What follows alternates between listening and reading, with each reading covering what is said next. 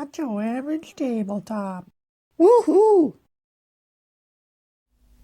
Welcome to Not Your Average Tabletop. I'm Pepper, and today I'll be unboxing Return to Dark Tower Covenant Expansion. This is the second expansion for Return to Dark Tower, a game that I really enjoy and was actually waiting on delivering for so long, and it finally delivered, and I've had a really fun time with it. I think we have our first impressions video and unboxing for that, so you can go check those videos out. Those should be linked below. But I played with the Alliances expansion a couple times, I believe, one or two times, and then now they released another expansion, and even though I certainly haven't played through everything in Return to Dark Tower, I probably should wait until I actually need more content for it, but I could not hold back, and I could not resist this second expansion. It looked like it added some more really cool things.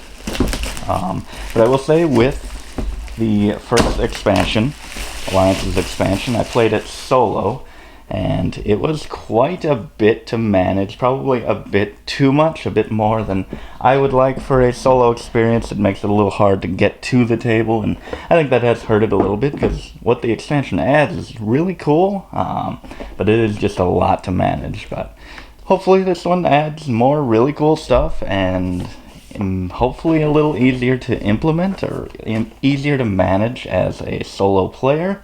But if not, I will just hopefully try to get more people to play it, so that I'm not all by myself managing 4 different kingdoms and a bunch of different stuff. I'm not sure what this one adds exactly, but it's been a while since I backed it. But yeah, this is one of the biggest parts, is the extra heroes, because I believe there's 4 in the base game, which is the max player count. So if you just have the base game, you're going to be and play at the max player count, you're going to be using all of those characters. The first expansion added 2, and this looks like it adds 4 more, and these look really cool, really awesome looking heroic people. Yeah, I really like the looks of all of these. Probably my favorite being this Undaunted Aegis. I shouldn't have attempted to pronounce that. Yeah, very cool. I like the colors, a little purple, blue, orange, kind of a, not sure what color. Comment below this color. Very cool. What are their special abilities here? So this person is prevent up to 3 warrior losses per battle card when you battle your quarry. Okay. So yeah, hopefully they all are pretty similar. I mean, everyone has the same core actions, but everyone has a unique bunch of abilities that they can unlock, which I just think is really cool. That doesn't overcomplicate it to where everyone's playing a different game, but just gives everyone a unique feel. Yeah, it looks like this will be about 12 pages of rule book. Well, 11, I guess, actual rules. This looks like a little more clarification of things. Actual rules is probably about 9-10 pages. So not too much. Then we have those special abilities you can unlock for each of those characters. We have a couple tokens here. Foundation tokens. Quarry token. Protection tokens. And then a bunch of wasteland tokens. I'm not sure what those are used for, but they stop movement apparently. I don't know if these are all character related tokens and abilities, or if these are something added in the game, but these look like really cool tokens, really cool icons. I do like them. Oh yeah, along with this, I did add on a little pack of extra skulls, as well as this kind of first player token, I think, coin of the realm, or whatever it was called. But yeah, so we can take a look at that. I just thought, ooh, a giant metal coin. That seems pretty cool, and that does look very cool. You have a few different, the action icons around it there, with that tower in the center. And then obviously the title of the game on the other side. It's a really cool, really thick coin here. So I think that's like $5. And I mean, to some, that's totally a waste of money. But to me, I love just metal components in games are awesome. and I think that one definitely is worth $5 for me, even though it pretty much serves no gameplay purpose. Got some cards here, which we got some more corruption cards, a lot more different corruption cards, which I like that. You just mix up and put different disadvantages for your players. You cannot battle level 2 foes. Your base move is reduced by 1. Ooh, that would be bad. You can only reinforce in your home kingdom. Yeah, I like any more variety that you can have in cards, and any type of cards is awesome. And we have blessing cards. I'm not sure. I don't think this is in anything up to this point. But yeah, it looks like more blessings that you can get. +1 wild advantage. Lose after your next heroic action. But yeah, I believe these are all the same. So I guess you can get blessings in this expansion. Pretty cool. And then spell cards, which I don't think we had spell cards. I don't recognize this card back. Aura of Friendship. When you reinforce at a building this turn, you can treat it as any building. Ooh, that's pretty cool. Yeah, I'm not sure how you get these, but I really like the artwork on these, and just more positive benefits. That I'm all for that. All for that. And then some invocation cards. Uh-oh.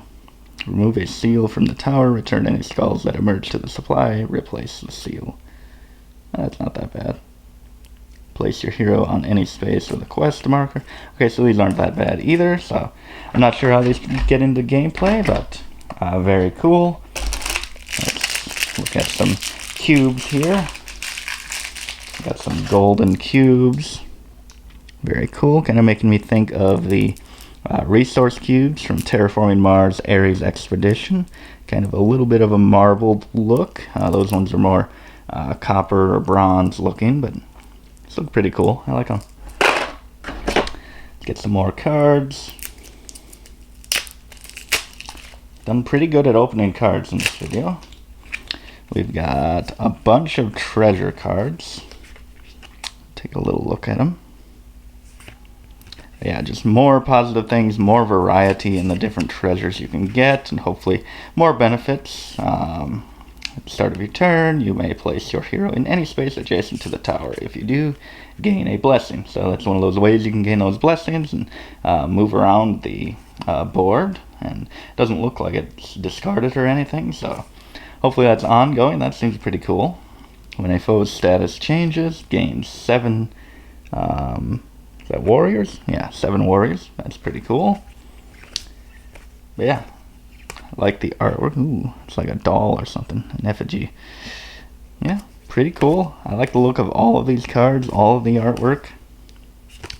And looking forward to, I don't want to like spoil all the card abilities in there for myself. I like to be surprised whenever I add an expansion and it adds a different variety of cards to see what they have when they first come out in the game. And then these, I believe these, the elephant in the room, all of these monuments over there, I believe each of these is a corresponding card to one of those. And that is the big thing, I think, in this expansion is those and what they do. I'm not sure what they do. So Moonstone Temple, this is a sanctuary, so these must replace, or maybe you build them at their corresponding building, and then reinforce when you go there. You gain one of those, and if you spend 10 spirit, you may battle and cleanse any number of times this turn. Ooh, wow.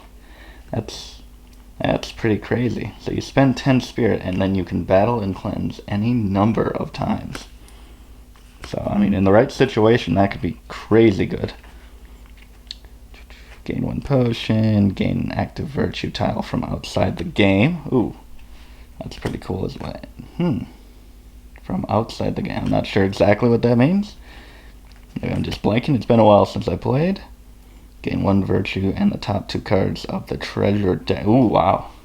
So yeah, these look to be very powerful buildings to reinforce that. Oh, and then they have a flip side as well. Offering, gain a corruption, defeat a foe in a wasteland. So maybe you have to do an offering to unlock it, possibly? Maybe? I'm not sure, but those look really cool. The benefits seemed really awesome. And we'll move on to some more skulls. So we had some green skulls, red skulls, purple skulls, I believe blue skulls. Now we've got some black skulls, which I assume are the Doom skulls.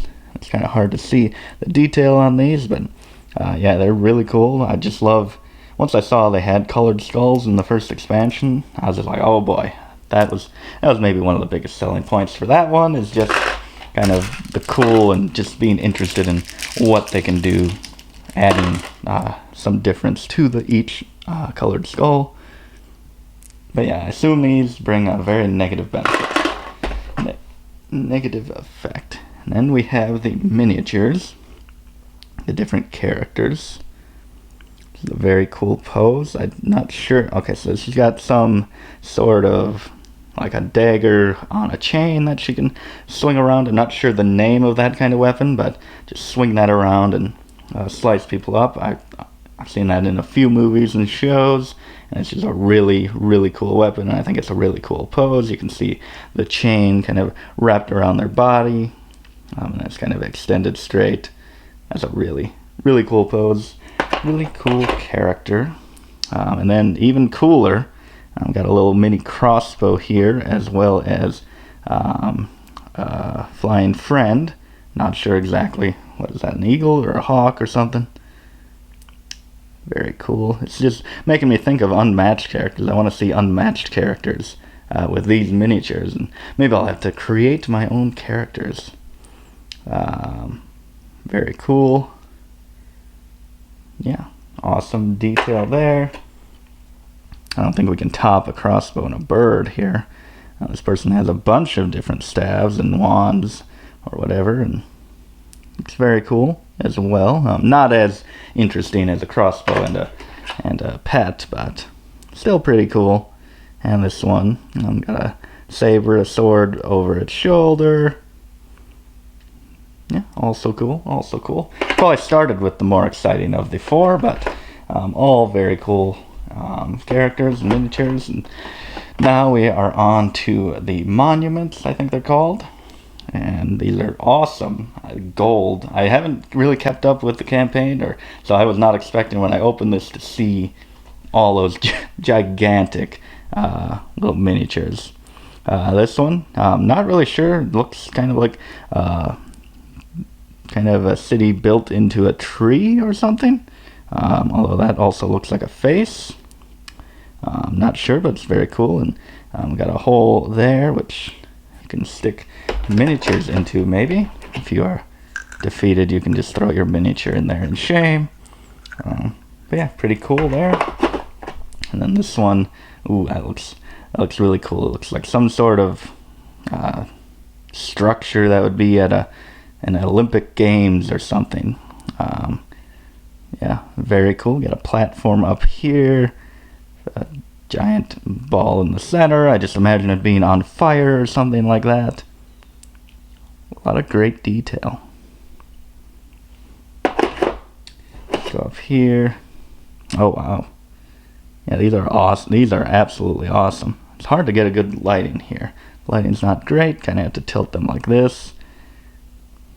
Got a little bird feeder here. That's what it's making me think of, which would be an awesome bird feeder. Yeah, this is really cool. Let's go up here. Another nice bird feeder. I'm not sure if we put... No, we must not put... Because a few of these kind of have a platform. I wonder if anything goes on that, but then some of them don't really have a platform. So I do wonder if these ones have special and you can kind of go on there. Yeah, very cool. Kind of a tree holding a platter there. Yeah, these are... I just don't know what to say. These are really, really awesome. Really awesome. It's a little... I think it's a softer plastic.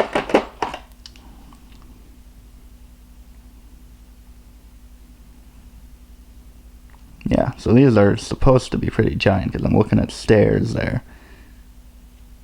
Got some bones or teeth or tusks or something.